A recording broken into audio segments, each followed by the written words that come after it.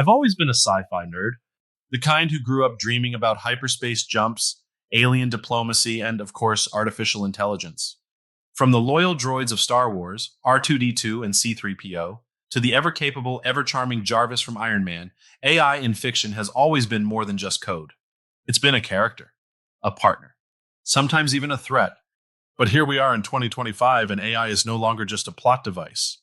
It's writing emails, detecting threats, generating art, and even helping businesses make decisions in real time. So the question is, what does it all mean?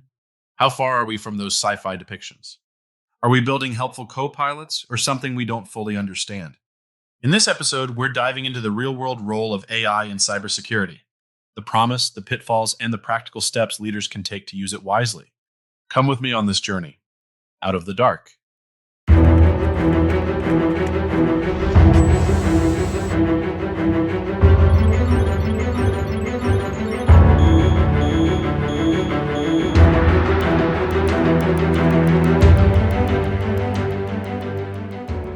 Thank you for that great intro. I call him Niles GPT, in case it wasn't clear. That entire intro, both the visuals and the voice, were AI. And that's today's topic in Out of the Dark, following up on our last discussion regarding risk management in general. And if you haven't listened to that part of this mini-series, I definitely encourage you to go back and listen to that episode first regarding risk management. We also included a free worksheet to help you get started on that. So you can grab that at centurycto.com/OOTD, and we'll put that up on the video portion of this episode. You also find a link down in the description so you can grab that worksheet and kind of follow along and work through creating your cybersecurity strategy in your business as we go through this. And what we're doing in this 5-part series is kind of building one episode along the other to help you have a comprehensive and effective cybersecurity strategy for your business. And we're going to take it one topic at a time. Last week, as I mentioned, we talked risk management, and today we're going to talk about AI in cybersecurity. What are the pros? What are the cons? Is it something that you need to be using in your business? And if so, how should you be using it? Years ago in the IT field, I would go to seminars and conventions, and the joke was, if you don't talk about AI, if you don't say AI in your presentation, then your product or service is outdated. And that was, probably 5 or 10 years ago in this field. Well, fast forward to now with ChatGPT and all the generative AI that we have, things look a little bit different. Of course, we still have to talk about AI, but the definition of AI is much, much more than we maybe anticipated several years ago. Now, defining AI, you can think about things from Star Wars and C-3PO and think about Jarvis from Iron Man. And those would be what we'd call AI general intelligence or even AI super intelligence, especially in the case of Jarvis. So you might see those terms thrown around, AGI for general intelligence, or I don't know if they say ASI, but super intelligence would be a machine that is more knowledgeable and smarter than humans are, whereas your general intelligence, artificial general intelligence, is going to be as smart as all the people in the world. So, and that's kind of what we're approaching right now. And depending on who you ask, we're already at that point of AI general intelligence or artificial general intelligence. But the idea with that is that it's a computer system that can think and behave and be as smart as the average human. And not just an individual human, but collecting all of the knowledge in the world and across the internet and being able to rely on that for its resources. And so with ChatGPT 3.0 and kind of causing this big boom of AI and all the things we've seen in the years since, we're definitely approaching that if we're not there already. And we have to think, okay, what does this mean for the world? What does it mean for business, for our personal digital lives? How is this going to change things? Well, first of all, AI is not going anywhere. So for better or for worse, AI as we know it, and as future iterations come down the pipe, it's here to stay. It's going to be a part of our lives now. And that's something that, especially as business leaders, we need to accept. And part of accepting that, we talked about this with James Haight in a previous episode. Again, a really good one. If you haven't caught that episode of our podcast, go check that out. But we were talking, actually that one, but also with Eric Knight in our first episode. It's if you tell your employees, no, we're not going to use AI.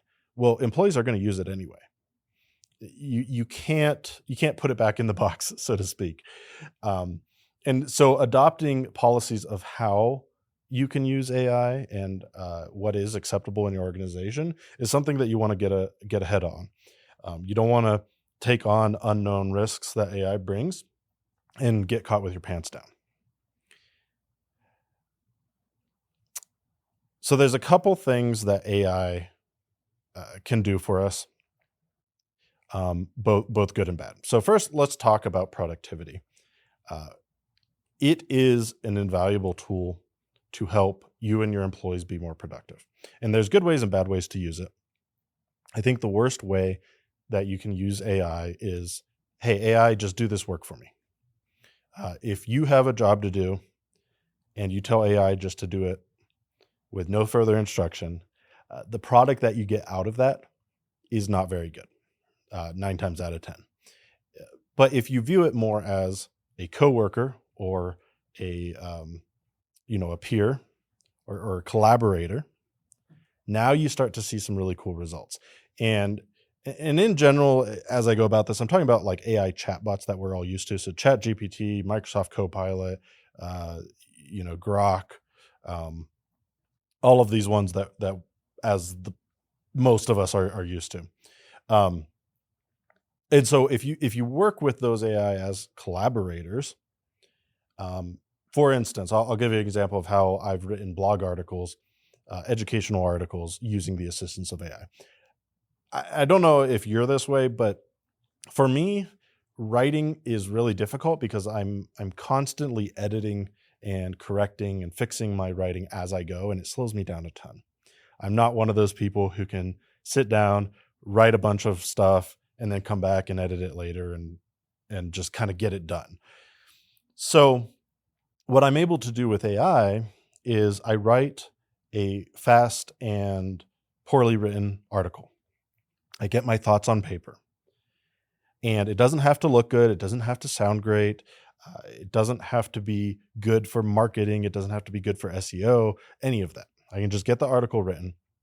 Then I can have AI do that hard work of, okay, take a look at what I've written, help me spice it up a little bit, add this tone, make it professional, make sure I explain things thoroughly. And then after AI gives me that result, I can go back in and edit what the AI has written. Make sure it sounds like me. Make sure that it's my thoughts and my knowledge, my voice. And then I publish it. And that whole process would take me, maybe 20 or 30 minutes versus 2 hours. And so even though I'm contributing to the work as well, AI is not just doing it all for me.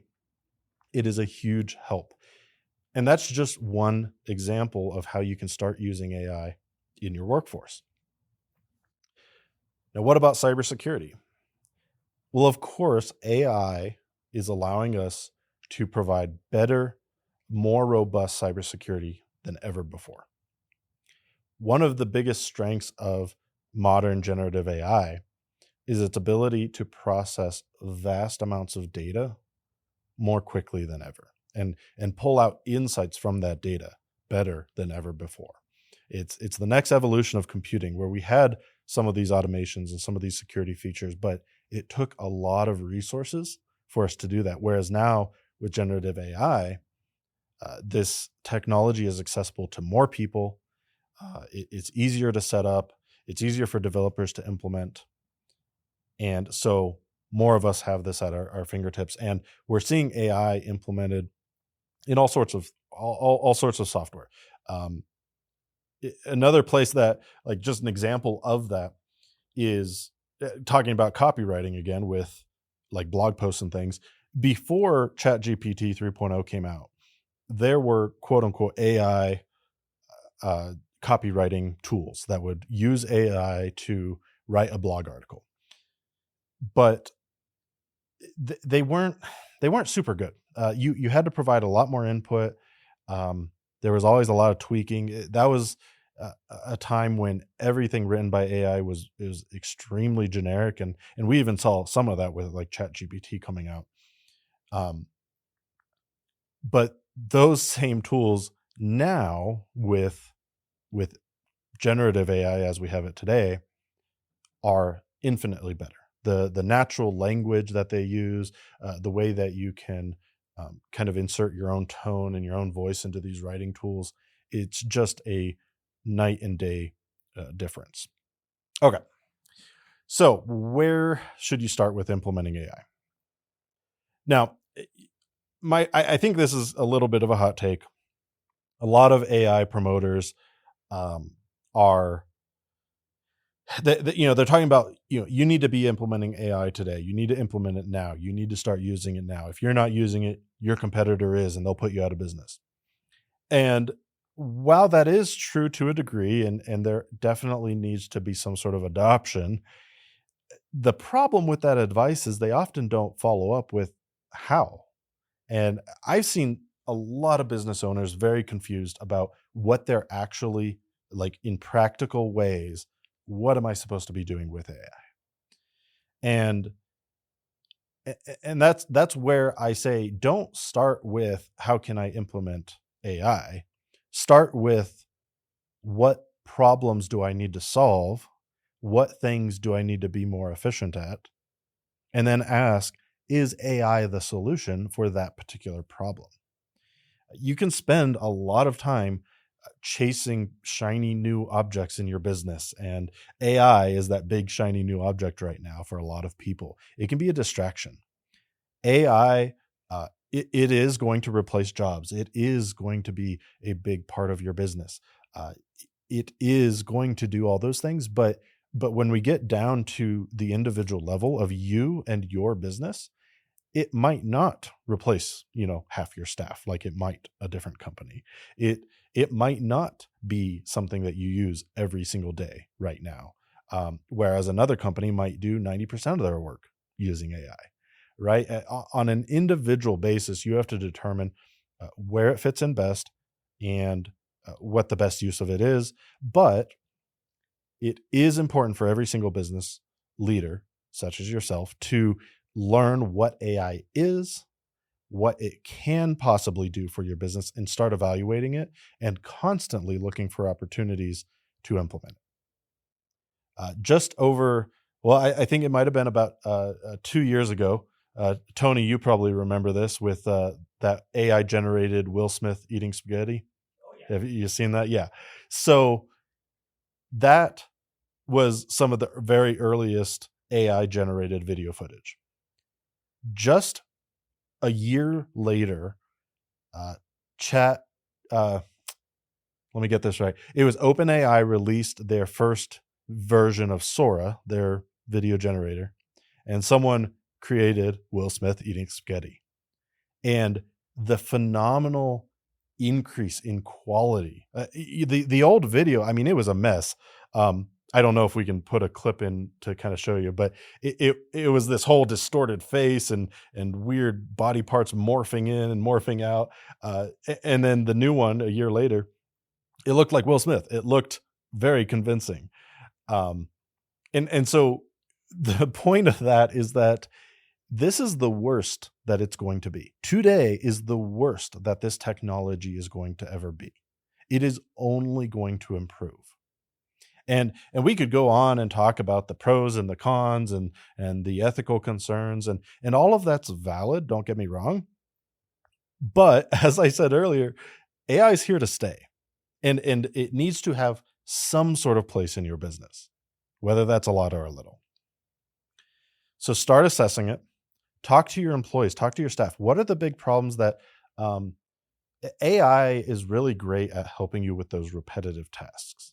So if there's a bottleneck in your company where you're like, oh man, we need to hire more people, or this takes way more time than it should, or why are we paying someone to do this tedious task over and over and over? Those are the types of things where you need to sit back, work with your IT department and say, okay, is this where we can put AI in place rather than hiring another warm body? Maybe we can have AI do it.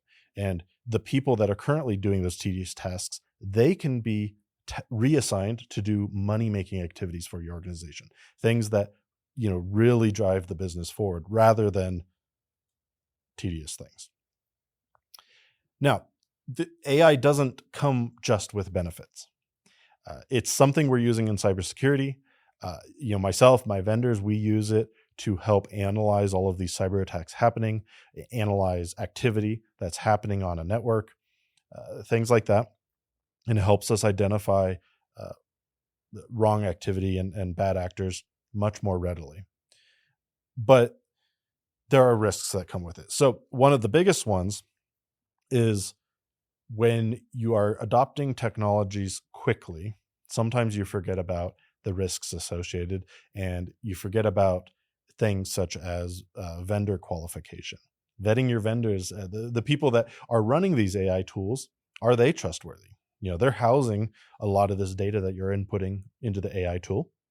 Do you know who this company is? Are they a brand new startup, or are they a company that has a reputation and is trustworthy?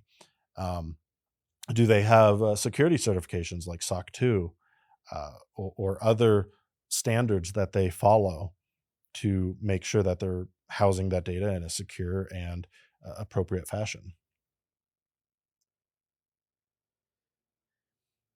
There's other limitations, and these pose risks when it comes to AI as well. And one of the things is going to be the context window. And what that basically is how much, you kind of think of it like how much memory your AI has. So uh, think about, maybe you're having a conversation with your significant other. It's in the evening, and you ask your significant other, "Hey, did you feed the cat this morning?" Now that was maybe 8 hours ago, right? Now, in terms of AI context window, let's say it's a very small context window, and the AI can only think back 2 hours. Well, then the AI is going to say, "Oh no, the cat hasn't been fed." But maybe you did feed the cat at 8 o'clock. And due to that limitation, the AI is giving you wrong information simply because it doesn't know about that. On top of that, you've probably heard of AI hallucinations. And this is something that's constantly being worked on. In a month, maybe this will look like really outdated information. But AI, one of the biggest early problems that we see with this generative AI is that based on all this information that it has from the internet and around, it will sometimes just make stuff up when it doesn't have the answer. And it's troubling, especially as we continue to use AI and we want to rely on it. If we just trust AI outright and we don't do any fact checking or anything, uh, that's a big problem.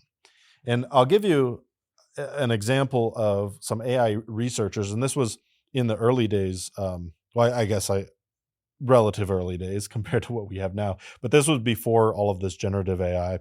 It was a system that they were testing uh, simply to identify whether an animal was a wolf or a dog. That was its whole job. And I believe this was talked about in a TED talk, was where I was hearing about it. But regardless, this system, it would be shown a picture and, okay, is that a wolf or a dog? Is that a wolf or a dog? And something that you might not realize about AI systems, and this is pretty core part of what AI really is at its core, it is a program that writes its own code. So a human will write a small amount of the code, they set it free, and then it kind of grows and learns naturally from there to at least some degree, right? So this system, they noticed that it was starting to identify these dogs as wolves. It was incorrectly identifying them. And this was happening over and over. Now, because the program had kind of written itself, it had just learned on the training data that was given to it. They didn't know why this was happening, and they really didn't have a way to know. This machine was rogue at this point, right?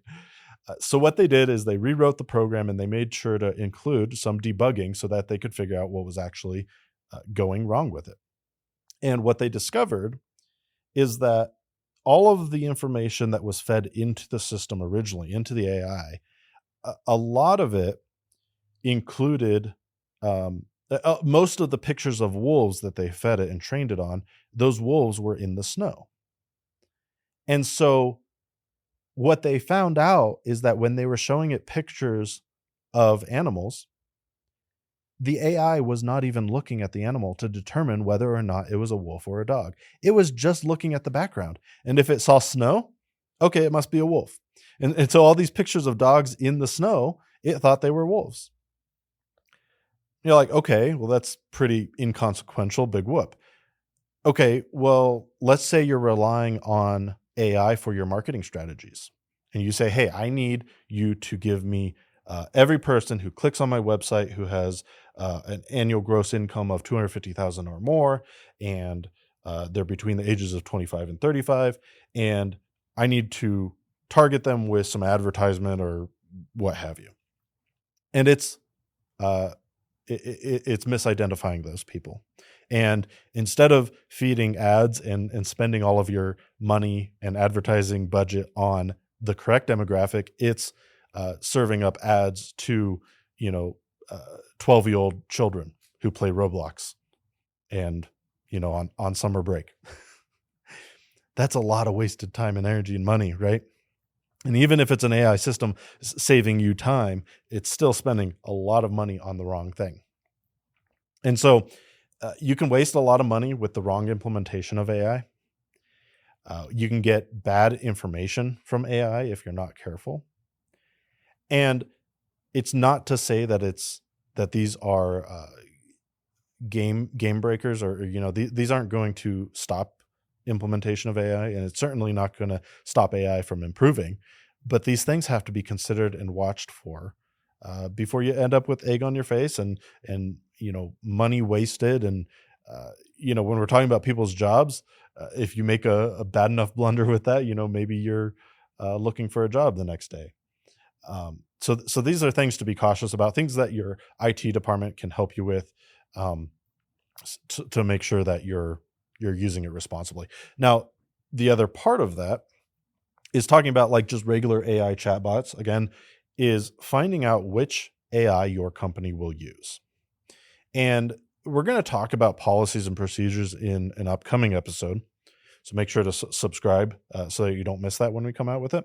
But an AI policy that says what you do and do not use AI for, which AI tools you do and do not use in the company, outlining those things ahead of time is going to protect all of your sensitive information, and it's going to empower your employees to use AI in a secure manner. They're going to be able to use the tools that they want to in terms of being able to use an AI chatbot, but you as an organization can direct that to make sure that it's happening responsibly, and you're minimizing that risk.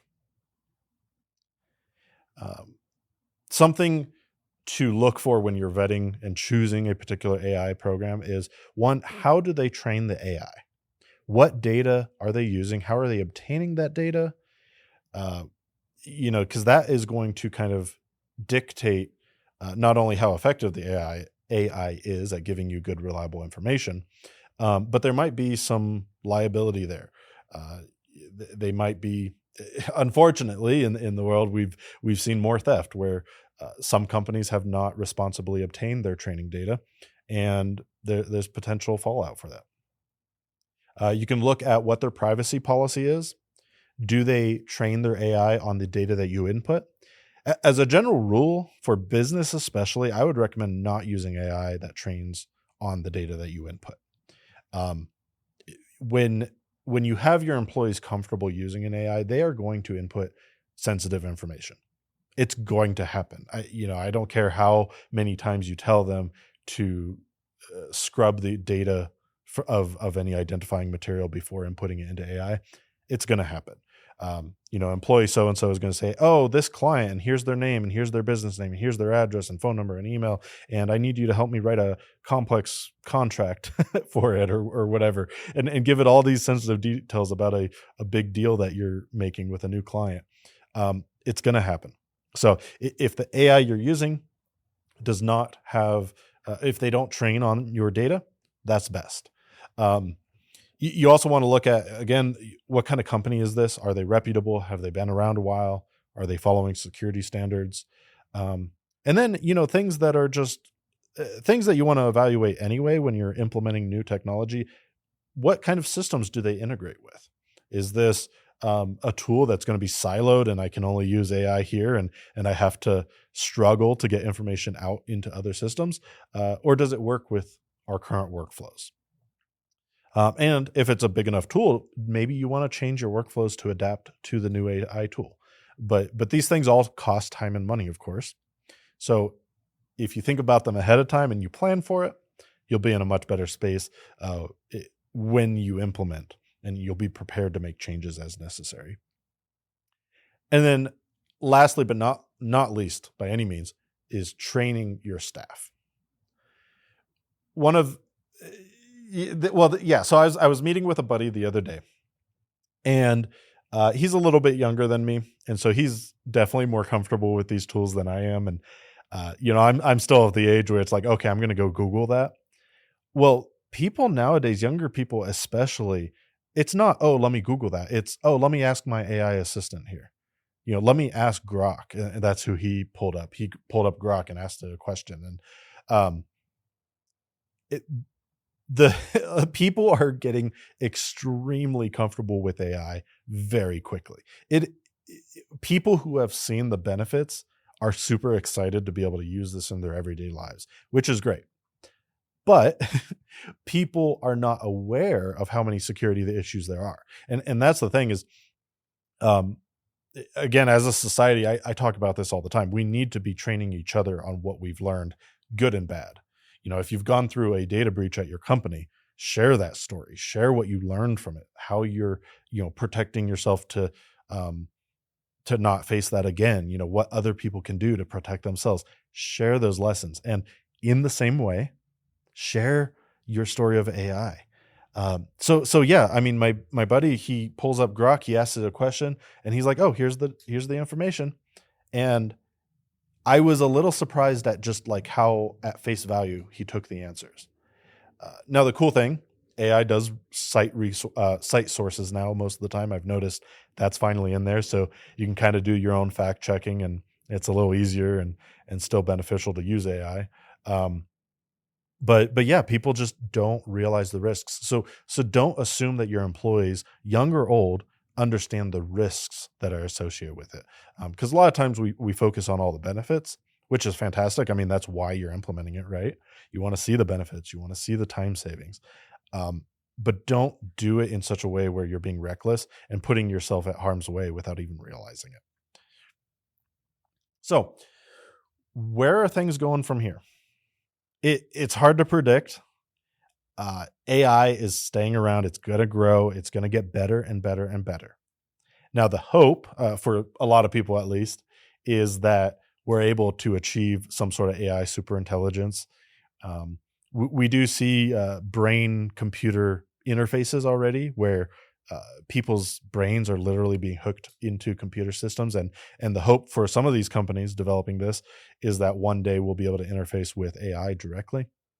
Neuralink is a company. They've got some patients already hooked up. They had a YouTube video with one of the patients where this patient who was, they had no control of their limbs or anything. They were paraplegic, had this brain interface installed, and they were able to play video games. And they're like, yeah, for the first several nights when I had this up, I was just staying up all night playing games because I haven't been able to do that in forever.